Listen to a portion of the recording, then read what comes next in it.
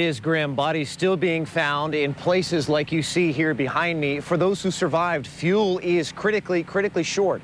Some people going so far as to siphon gasoline from lawnmowers and boats. In some cases, lawnmowers and boats they don't even own. The relief effort is slow, so the suffering grows. But tonight, so too does the goodwill.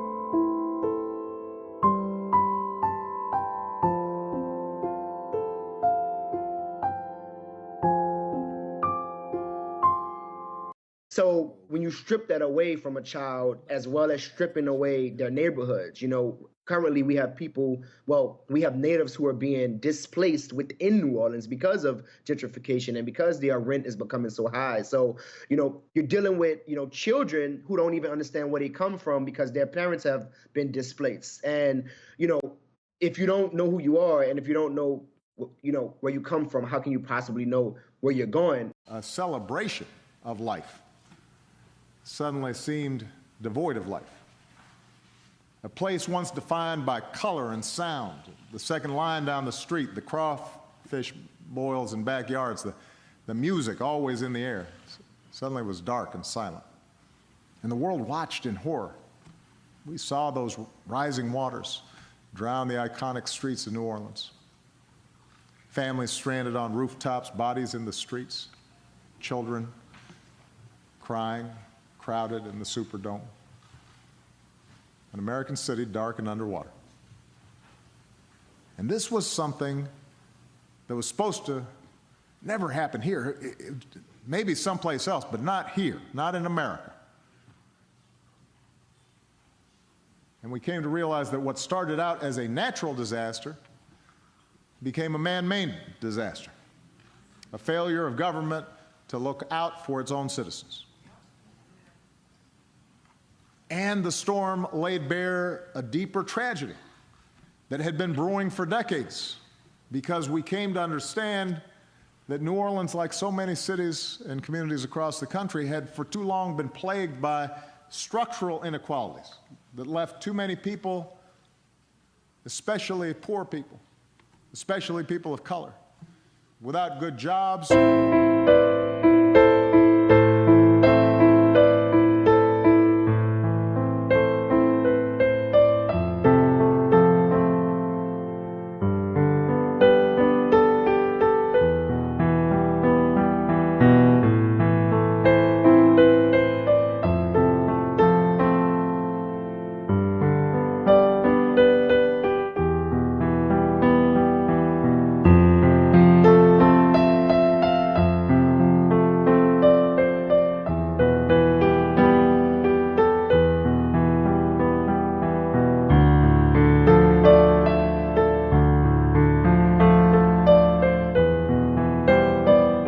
On the bustling streets of the historic French Quarter, the signs of recovery are obvious.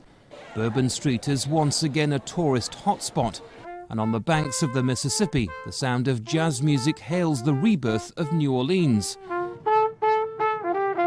It's all a far cry from the desperate days that followed Katrina, when 80% of the city lay underwater and the US government was criticised for its slow response. Over 1,000 residents died.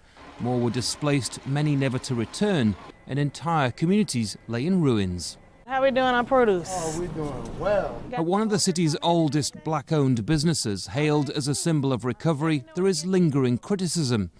This landmark has been in Brooke Boudreau's family for generations, but she says greedy developers are putting profit before people. All those people got paid.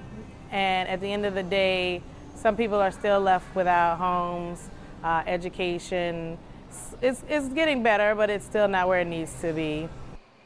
In the nearby Bywater neighbourhood, an influx of new arrivals eager to buy cheap historic homes have also made things worse for the city's poor. This community is now so expensive that many have been forced out to the suburbs. Gentrification has been such a powerful force in Bywater that house prices in this neighbourhood have risen 75% in the past few years. Researchers say that wealth disparity in this city is growing faster than almost anywhere else in the United States. Proof, say campaigners, that New Orleans is now more unequal than it was before Katrina. In the Upper Ninth Ward too, things have changed. Damien Grant has deep roots here, but he can no longer afford to buy a house and says he feels like his community is being ignored. There's a school right here, across the street, abandoned. Since, you know, could be open for children come in. It could be a resource center. Could be a learning facility, you know, to where they come after school and they just learn and get tutoring and stuff like that. They don't have that.